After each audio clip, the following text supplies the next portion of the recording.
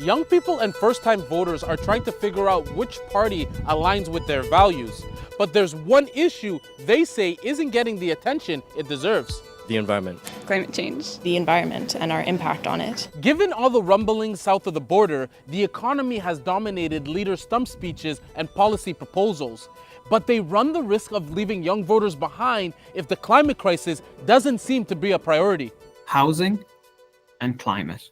Those are two chronic problems that already and will continue to disproportionately affect younger people. What those two kind of chronic crises have the capacity to do is to dramatically undermine younger people's faith in the social contract going forward.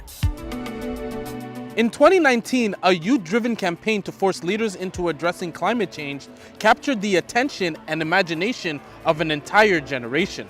And then the pandemic, inflation, political unrest, there's been a lot going on. Seeing, or rather not seeing, the role that climate has played in this campaign has some worried that we are at risk of going backwards. Having some more decent climate policy and having some more ambitious policies towards green initiatives will be better for the Canadian economy, for the average Canadian, and for fighting inflation. We need to remind them how important environmental crisis is, because there's no economy on a dying planet.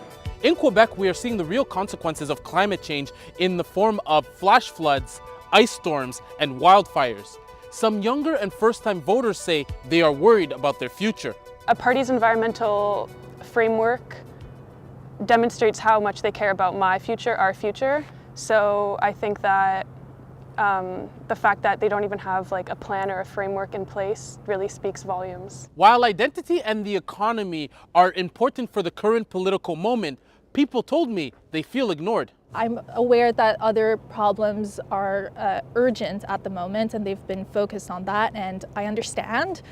But how am I going to vote for someone that doesn't have concrete plans of something that's important to me? I'm someone who's voted for the NDP in the past. I haven't heard much regarding the climate crisis coming out of the NDP at this point in time, so I'm considering other options for sure. Because of how important this is. These voters looked back fondly on the 2019 climate march as a moment that the future was truly at the forefront of the political landscape. I will never forget that moment and how it made me feel.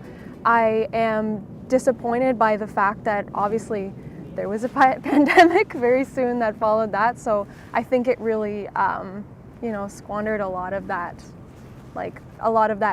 Progress and momentum. The marches I've been to since have been, it's obvious even in the amount of people that are there that it's less of a priority for people. Again, totally understand, but we have to keep the pressure on it and keep that inspiration going too, because it's an issue for a lot of young people. So with time ticking away at the campaign clock, the parties have some catching up to do to convince many young voters to turn up and turn out on some of the issues that matter to them the most.